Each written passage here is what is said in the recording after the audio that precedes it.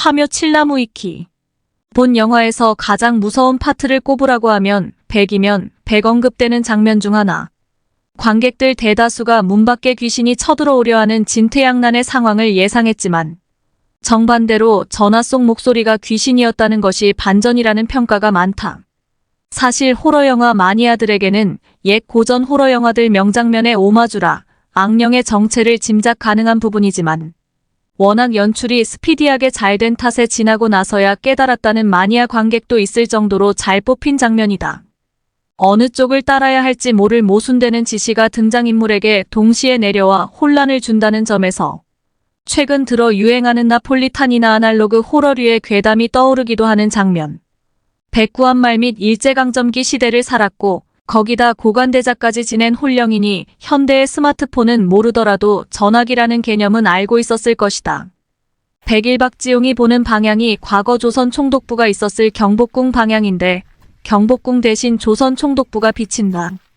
백이연밀히 말하면 당시 일본 제국의 경례는 나치식 경례를 하지 않았고 오히려 일반적인 거수 경례였다. 실내에서 탈모할 경우 경례를 하지 않고 목례로 경례를 대신하는 것은 있었으며 정확하게 고증한다면 목례를 해야 맞다.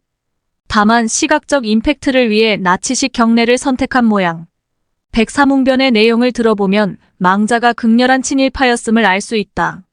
즉 영혼에 대한 지식이 전혀 없는 박지용이 관을 절대로 열지 말라고 신신당부했던 이유는 개관하게 되면 안에 있는 물건 등으로 자신의 할아버지가 친일파라는 것을 바로 알 수 있기 때문.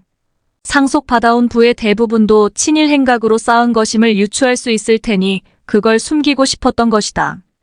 백사누린내와 함께 부마자들의 증상 중 하나다. 105위 때 박지용의 앞에 있는 장식장의 유리에 비친 상을 잘 보면 목이 저절로 돌아가는 게 아닌 홀령의 손이 박지용의 얼굴을 잡고 돌리고 있음을 알 수 있다. CG로 합성을 한 장면이지만 배우도 돌릴 수 있는 최대한을 돌렸고 목이 돌아가는 각도에 따라 연기를 했다고 한다. 106 홀령이 자신의 딸에게 갈 여지를 살짝 주는 연출. 실제로 원래는 이 사람에게도 홀령이 찾아가서 문을 열어달라고 하는데 운이 좋게 살아나는 장면이 있었으나 빠졌다고 한다. 백칠라크어 바이 베이비가 마더 구스이다 보니 멜로디는 달콤하지만 가사 내용이 무섭다. 바람이 불면 요람이 흔들리고 나뭇가지가 부러지면 요람도 아기도 떨어진다. 아기에게 닥칠 위험을 암시한다. 108달들은 제일 가쪽에 서 있고 아버지는 작고 총명한 막내 강아지를 무릎에 안고 앉아 있는데 훈장을 주렁주렁 달고 있다. 뒤에 시립해 있는 남성들 둘 정도 빼면 다수가 일제시대 관료 제복을 입고 훈장을 달고 있다. 가장 우측에 희미하게 기순애의 실루엣이 보인다. 백구화면에는 고성 화장장 일로의 읍입니다. 화면이 곧 종료됩니다. 라고 써 있는데 사실 처음 관을 화장로에 옮긴 곳은 2호라서 오게티. 백신망자가 극렬한 친일파 매국노였음을 떠올리면 결국은 권선징악자업자득 인과응보로 볼 수 있다. 111 결국 명을 달리한 것으로 보인다. 112육 일장이나 서보장과 비슷해 보이지만 똑같이 본딴 것은 아닌 것으로 보이며 제작진이 여러 레퍼런스를 모아서 창조한 것으로 생각된다. 113 결국 죽음 앞에서는 빈부귀천에 상관없이 모두가 평등하며 생전의 부귀영화가 모두 부질없음이 느껴지는 장면이다. 114 김회장 내 파묘 때부터 일꾼들 중 선두에서 계속 일하던 사람이고 박지용의 건에서 파묘하는 내내 낯빛이 뭔가 불안해 보였다. 결국 누레온나를 건든 것이 새 국면을 가져온다. 115 상덕이 방문을 열 때 뒤에서 어머니가 걱정스런 표정으로 쳐다본다. 116 눈이 완전 새빨개졌다. 이때 카메라는 창민의 시야로 이동하고 얘기하는 도중에 상덕의 뒤로 뱀이 바닥을 기어가는 모습이 보인다. 이장 뒷일하다 뱀을 찍은 후에 놀란 표정도 잠깐 나온다. 117 첩장은 명당 자리에 이미 임자가 있을 경우 그곳의 기운을 나누어 받고자 몰래 같이 안치하는 경우가 대부분이다. 이걸 잘 아는 상덕이었기에 이런 악지 중에 악지의 첩장을 했다는 것에 더욱 소름이 끼칠 수밖에 없었던 것이다. 118위 장면에서 유해진의 대표작인 타짜의 고강렬이 연상되어 웃겼다는 반응이 많다. 119영화에서 묘와 처음 대면하는 장면과 함께 가장 소름 돋는 파트로 평가받는 장면. 악지에서의 첩장에 묘 밑에 정체불명의 관이 하나 더 있었던 데다 관의 외형도 매우 흉측하게 생긴 데 더해 심지어 수직으로 선채 묻혀있기까지 하니 만국 공통으로 장례를 지낼 때 관을 수평으로 매장하는 특성상 저게 도대체 무엇인지 알 수 없는 공포감이 밀려와 소름이 끼쳤다는 평이 많다. 이 장면을 분기점으로 전반부와 후반부의 평가가 극명히 나뉜다. 120나 중의 사건이 몸을 꽤나 쓰는 일이 될 거라는 걸 암시하는 장면이라고 감독이 언급했다. 무당은 피지컬과 체력도 중요한 일이고 둘의 신세대적인 면을 살리고 싶었기에 헬스장에서 체력 단련을 하는 모습을 넣었다고 한다. 120이란 반도에도 처녀가 죽으면 송각시, 즉 처녀 귀신이 되지 않도록 봉인의 수단으로 관에 가시덩굴을 감는 풍습이 있었다. 120이 꺼내자는 말을 듣고 영근의 표정이 찌푸려지면서 혀를 찬다. 이걸. 어떠? 화림은 관을 계속 심각하게 쳐다본다. 123 건들면 안 될 걸 건드려버린 것이란 암시. 124 꺼내기 전에도 2엠는 돼 보였는데 다 꺼내놓고 보니 3엠는 돼 보인다. 기사를 찾아보면 소품팀에서 3M짜리 관을 가볍게 특수 제작했다고 한다. 1251차 예고편에서도 나온 대사인데 이 대사를 기억한 관객들은 전반부에서 나오지 않았으니 또 다른 무언가가 있다는 예상이 가능했다. 126 찹쌀은 예로부터 독을 배출하는 기능이 있어 주로 애군을 가두거나 막는 데 쓰였고 말의 피는 도깨비가 싫어하는 것 중 하나다. 127명정은 죽은 사람의 관직, 성씨 등을 기록하여 상여 앞에 들고 가는 기다란 깃발이다. 명기라고도 한다. 일반적으로 붉은 천을 사용하며 가루나 은물 등으로 흰색 글씨를 쓴다.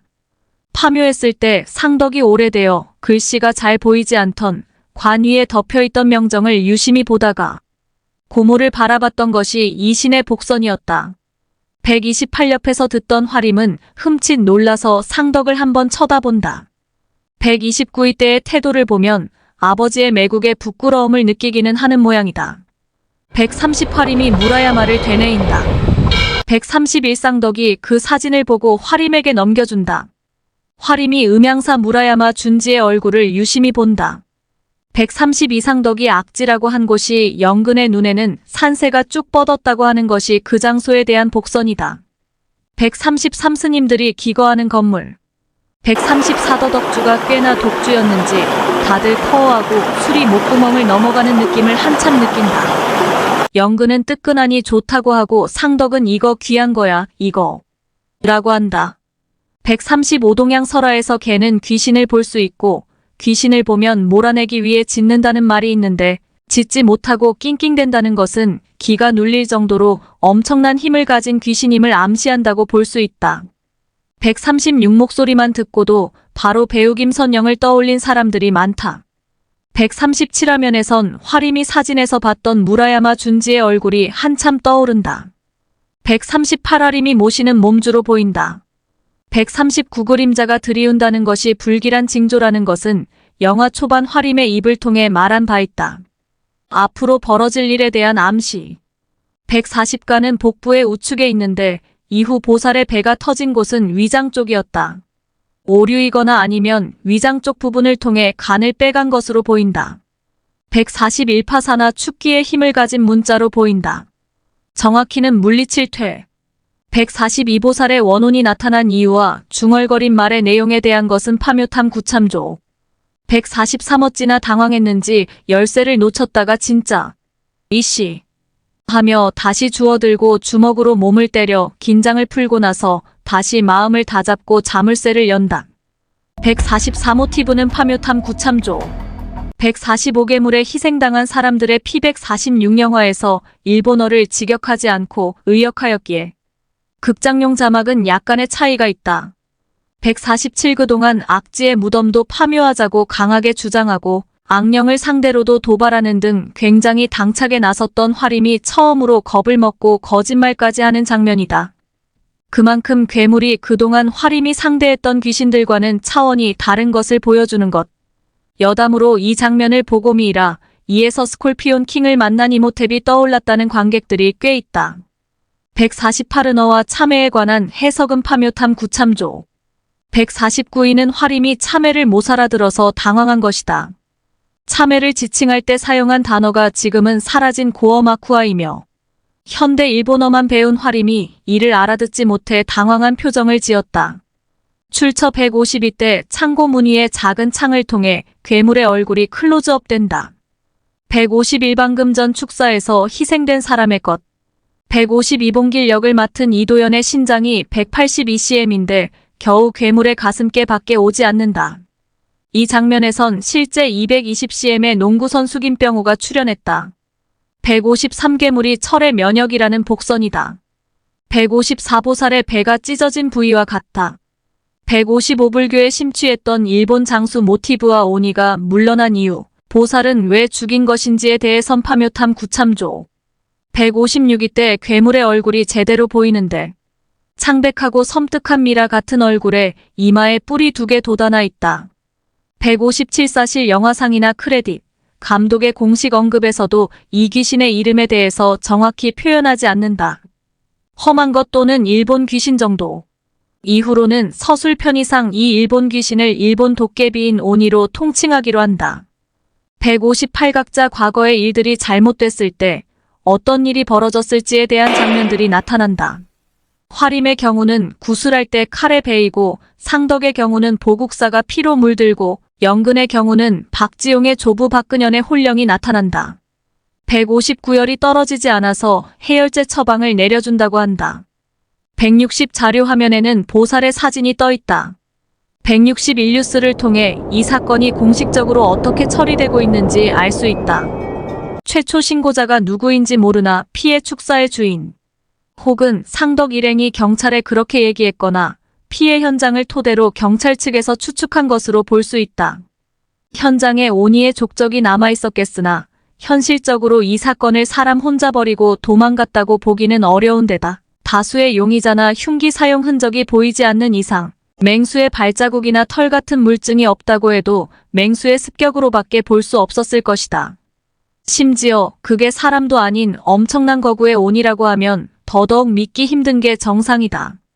162위 때 화면은 맞은편 벽에 걸린 사진 액자 속에 반사된 상덕과 화림의 모습이 잡힌다. 163 꼬운 기모노를 입은 오래된 빗자루가 있는데 시선이 아래로 향하자 핏기 하나 없는 여자아이의 다리가 있다. 어찌 보면 상당히 허접하게 생긴 외양이지만 그 기이한 모습 때문에 무척이나 임팩트가 컸다는 반응이 있다. 다만 화림의 말과 다르게 우리나라의 도독가비로 비슷한 존재가 있다. 아무래도 일본식 주술을 통해 만들어낸 일본의 요괴이기에 그리 말한 것으로 보인다. 164아래 2000년 1월 1일 강원 산악회라고 적혀 있다. 165상덕이 보국사로 향한 이유에 대해서는 파묘탐 구참조. 166 지키는 사람은 없고 109가 여전히 자리를 지키고 있다. 167 한강 너머로 잠실운동장과 잠실 롯데월드 타워가 보이는데 현실에 존재하는 병원은 아니고 현실의 종합운동장이나 서울의료원 자리에 존재하는 가공의 병원이다. 병원의 외양 역시 서울 아산병원과는 다르지만 작중병원의 모티브로 삼았을 가능성은 다분하다. 168 앞서 화림과 통화하며 무라야마 준지를 확인해준 목소리의 주인공. 169자애가 광심에게도 언니라고 지칭하는 걸 봐서는 이 세 사람은 같은 무당 스승 아래서 수악한 서로 간 나이 차이가 꽤나 나는 사형제 사이로 추측된다. 170빙의 현상 중 하나가 누린내이다. 171 그렇지. 너무 비장해. 도굴꾼들 치고는. 172상덕의 이 행동에 대한 이유와 철혈단과 관련한 것은 파묘탐 구참조. 173봉길의 오른편에 자해, 발 쪽에 광심, 왼편에 화림. 174우연히도 감독의 전작사바하에 장석과 제천무당이 등장한다. 175거의 영화 시작 1시간 반 만에 봉길의 성희은 씨라는 것을 알 수 있다. 176봉길의 왼쪽 눈이 검붉게 충혈되어 있다. 오니가 봉길의 눈가를 어루만질 때 눈으로 핏물이 흘러들어간 후 봉길이 힘이 빠졌던 것으로 보아 그때 부하로 사로잡힌 듯하고 그 증표가 남은 것으로 추정된다. 177 나경, 폐찰 등으로 부르는 나침반으로 직관들의 필수용품이다. 기본적으로 방위를 살피지만 자침의 움직임으로 땅 속의 수맥을 찾는다든지 땅의 기운을 이것으로 살펴볼 수 있다. 178쌍덕이 찾던 것이 없었던 이유에 대한 복선이다. 179봉끼리 쳐다보자 광심이 손으로 배를 가린다. 188임이 예전에 스승을 따라서 일본에서 퇴마 일을 했음을 알 수 있다. 181화림의 몸주가 화림의 조상신이며 상당한 실력을 가졌다는 것을 알 수 있다. 182고모에게서 받았던 사진의 무라야마 준지가 클로즈업된다. 183 테이블 위에 펼쳐진 대한민국 전도의 강원도 고성 지역을 과도로 콱 하고 찍는다. 184 쇠말뚝에 대한 것은 파묘탐 구참 고백 85이 부분은 영화 초반 상덕의 내레이션의 내용과 일맥상통한다. 180 60대 화림이 나뭇가지 뭉치에 불을 붙이고 있고 연기가 휘감은 큰 나무 아래에서 스승이 방울을 흔들고 있다. 그때 봤던 나무를 파묘했던 산 중턱에서 유심히 쳐다봤던 큰 나무와 오버랩시킨다. 187바로 얼마 전에 야생곰의 인명피해가 나서 민간인 출입을 막고 있던 것인데 수색구역으로 민간인을 들여보내준다는 게 사실 재량을 부렸다가 거기서 조금이라도 잘못이 생기면 그만큼 책임을 져야 하기 때문에 책임질 일을 좀처럼 만들지 않으려 하는 성향이 강한 공무원이 이들이 벌초하러 왔다는 이유로 위험지역에 너무나 쉽게 들여보내준다는 게 사실 개연성이 조금 떨어지는 부분이다. 아마도 특이한 풍습이 있는 집안으로 알고 넘어갔거나 엮이지 않는 게 좋을 사람들로 본 듯하다. 188정령이 움직이는 시간이 축시인 이유는 12지시 상귀문이 열리는 시간이기 때문. 유명한 저주인 축시의 참배를 포함해 각종 주술이나 저주를 하기 좋은 시간으로 여겨진다. 189화가 마대 자루에 들어가 있던 것. 190 닭의 의미에 대한 자세한 것은 파묘탐 구참조. 191입이 클로즈업된다. 여담으로 이 은어의 정체는 오니. 역을 연기했던 배우 김병호의 말에 따르면 소품팀에서 만든 맛있는 젤리였다고. 192일단은 나무노인 신령이라 하니 대화를 시작하긴 했지만 일전에 만났던 화림이 얘기했듯이 미리 준비해놓은 은어와 투구 때문에 도리어 이를 수상히 여긴 듯 나무 주위를 돌며 화림을 찾는 분위기를 풍긴다. 193호니가 빌런이긴 하지만 이 대사에서 유추하면 원래 교토 대덕사에 봉안되어 있다가 여우 음양사에게 속아 쇠말뚝 역할로 외지에 묻힌 지방령 내지는 파수견 신세로 전락한 것이다. 즉 어찌 보면 음양사가 만악의 근원이고 이 오니조차 자기 나름대로는 피해자인 셈이다. 나중에 나오지만 쇠말뚝으로서 쓰이기 위해 주술적 의식으로 부관 참시를 당하기까지 했다. 194가 타이토와 마코토에 관련한 내용은 파묘탐 구참조.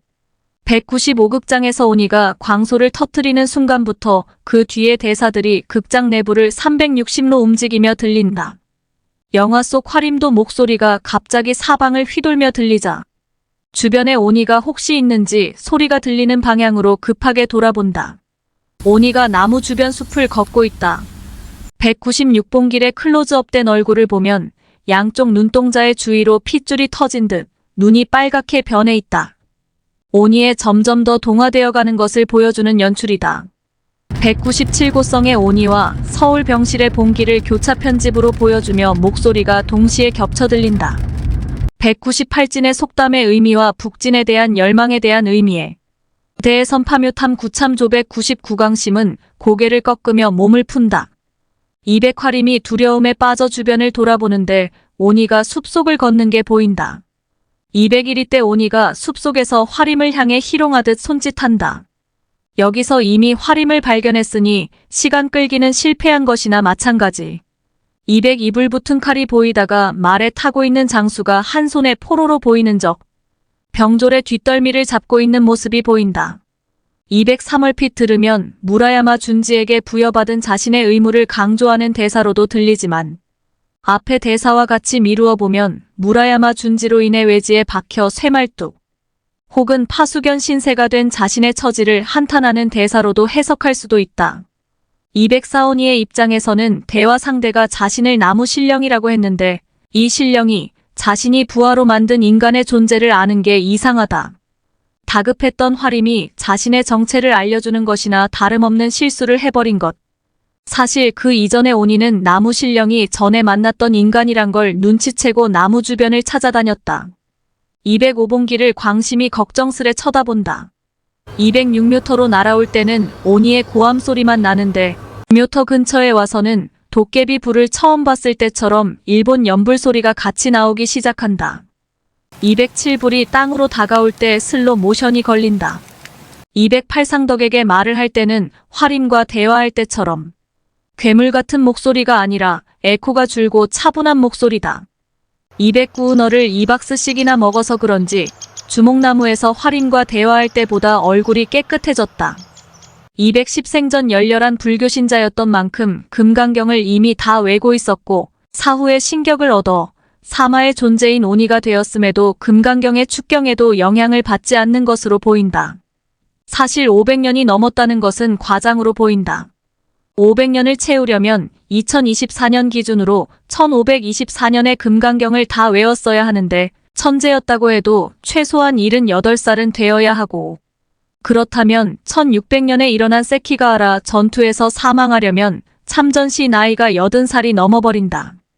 영화상에서 생전 모습이 40대 정도로 보이기 때문에 대충 반올림해서 500년으로 맞춘 듯 211호니가 봉길의 문신축경을 피해서 공격했던 것은 두려워서 피한 것이 아니라 생전에 독실한 불교 신자였기에 꼴에 최소한의 예로서 피한 것으로 생각된다. 212그 짧은 사이에 한 통을 다 부어버린다. 213비로소 상덕은 오니 그 자체가 쇠말뚝이었음을 깨달은 것이다. 이 때문에 상덕과 영근이 아무리 묘자리를 계속 파도 쇠말뚝은커녕 금속 쪼가리조차도 발견되지 않았던 것. 오니의 관이 수직으로 세워져 있는 모습이 마치 쇠말뚝을 꽂은 것과 같았다는 것이 복선이다. 214소리가 점점 줄어든다. 215위 때부터 주술 영창 소리가 계속 배경에 깔리기 시작하고 오니가 상덕에게 당할 때까지 나온다. 216 처음 흑백이던 화면이 점차 컬러로 바뀌는데 그에 따라 화림의 코에서 코피가 흐른다. 217한 명은 박지용이 했던 나치식 경례를 하고 있다. 218 크레딧에 이렇게 나와 있다. 219약 400년 전 일본 장수가 직접 쓰던 칼이라기엔 칼이 멀쩡해서 주술 의식 당시에 구한 노다치인 것으로 보인다. 222때부터 광심과 자해의 주문 소리도 같이 들리기 시작한다. 221위 때 오행도에 그려진 이 클로즈업 된다. 다만 해당 장면에 대해서 오행의 상극 관계상 오류다, 상생, 상모 관계까지 고려하면 오류가 아니다. 양 의견이 팽팽하다. 파묘 탐구해당 항목 참조. 222호니를 처음 봤을 때 봉길이 빠루로 찔렀는데도 아무런 타격이 없었던 것이 복선이었다. 223쇄에 의한 공격에는 면역인 듯 어떠한 피해도 입지 않던 오니가 오행의 상극을 고려한 피에 젖은 나무에는 너무나 손쉽게 타격을 받는 것을 보여준다. 거기에 상덕이 들고 있는 나무자루에는 철혈단의 결의를 담아 한자 새겨 넣었을 그들의 이름들이 있다. 224피가 검다는 말인즉 검은 피를 토함으로써 봉길을 사로잡았던 오니가 퇴치되고 있음을 알려주는 것과 동시에 봉길이 살 수 있게 되었다는 의미다. 225피 비치던 눈이 정상으로 돌아와 있다. 226마치 집단 120엄처럼 오니를 깨끗하게 갈라버리는 모습에서 이전에 묘바닥에 던졌던 100원의 이순신 이미지와 합쳐져 최민식이 영화 명량에서 이순신 역으로 왜군을 베었던 장면이 오버랩된다는 평들이 있다. 살아있는 227호니의 몸속에 박아 넣었던 노다치가 없는 것을 보면 칼과 완전히 동화된 것을 알 수 있다. 화림이 언급한 사물에 영이 깃들어 정령이 된다는 말로 짐작컨대 머리와 몸통을 연결하는 칼이 중심이 된 것으로 보인다. 오니가 금의 속성을 띠고 그 자체가 쇠말뚝의 역할을 할 수 있었던 것도 칼과 동화됐기 때문이다. 228위 때 나오는 장면은 영근이 차를 몰며 야 김상덕 이씨 정신 좀 차려봐 하고 절규하고 화림이 상덕의 곁을 지키며 급하게 가는 모습. 응급실에서 심장 충격기로 심장 마사지를 받고도 심장이 돌아오지 않아 의사의 심폐소생술을 받는 가운데 서서히 눈을 감는 상덕의 모습을 영근과 화림이 안타깝게 쳐다보는 모습이 나온다. 229상덕이 심각하고 진지한 어투로 대사를 읊던 와중에 맞다. 시기생존. 플래그 대사를 친 덕분에 웃음이 터졌다는 반응이 많다. 최민식의 능청스러운 연기력이 돋보이는 부분이며 해피엔딩을 암시하기도 한다. 230MBN 뉴스 임명 사례 고성 야생 곰 수일 만에 포획 오늘 오전 포획. 성공 주변에서 목격 신고 잇따라군 관계자 안전위에 안락사. 동물단체들 반발곰 사살 찬반 여론 찬성 48.1% 반대 43.8% 231보국사 사건의 원인을 야생 곰으로 발표한 정부에서 살인 곰에 대한 시민들의 불안을 빠르게 잠재우기 위해 애꿎은 곰을 잡고 살육의 원흉이라고 우기는 상황이다. 실제로 화면에 잡힌 곰은 성체가 아닌 작고 어린 곰으로 보인다. 군이 온 산을 뒤지다가 어쩌다 새끼 곰 한 마리 얻어 걸린 것. 영화 속에서 클리셰로 자주 보이는 정부의 무능함이다. 사실 정부에서 진실을 알았다고 해도 전 국민을 상대로 온이가 범인이라고 할 순 없었을 테니. 이 작은 곰이 얼마나 설득력이 있었는지는 몰라도 어떻게든 국민들에게 납득시키는 데 성공하긴 했다. 사실 이것 때문에 군대 비하 논란이 소소하게 일어났다. 오히려 군대라서 위에서 까라면 없는 곰도 만들어내는 모습이 현실적이다. 232곰을 사살하자는 의견이 조금 더 많지만 일단 반달곰은 멸종위기종이니 보호시설로 옮겨 목숨을 부지하게 될 수도 있다.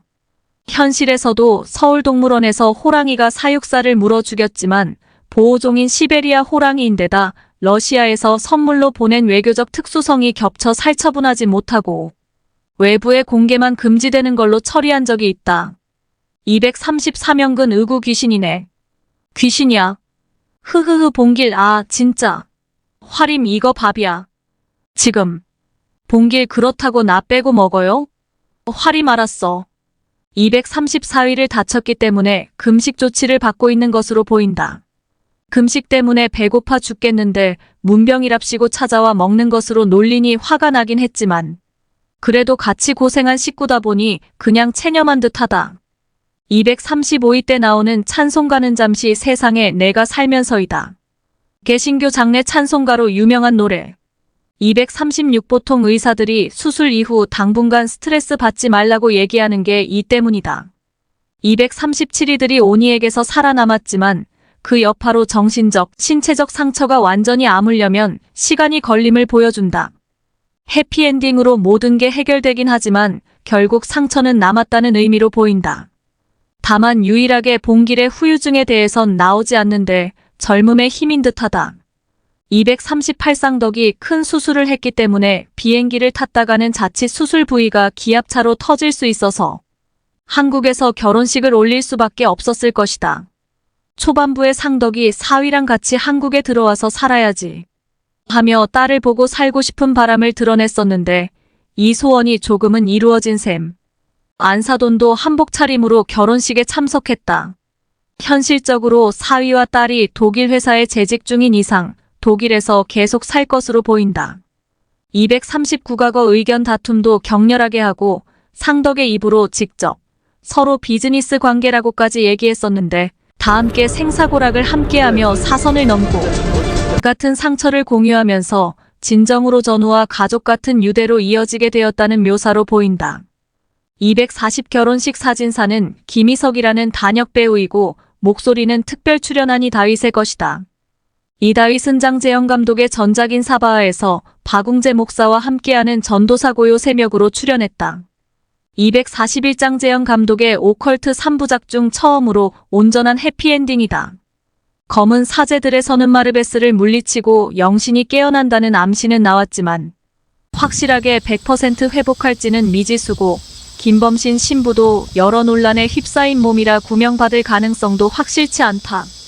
사바하에서는 이금화는 살아났지만 그 전까지 이미 많은 소녀들이 살해당했고 정나은은 자신이 이용당했다는 사실에 비통해하며 죽은 데다 밀교적 수행으로 인간을 초월하여 불로의 경지까지 이뤘던 김재석은 영생의 욕망을 이기지 못하고 타락했으며 신의 존재를 탐구하던 박웅재 목사는 결국 그 의문을 풀지 못했다. 이에 비하면 파묘의 주인공 일행은 거의 뒤탈도 없고 다소 껄끄럽던 사이도 돈독해졌으며 금전적 이득도 확실하게 챙겼다.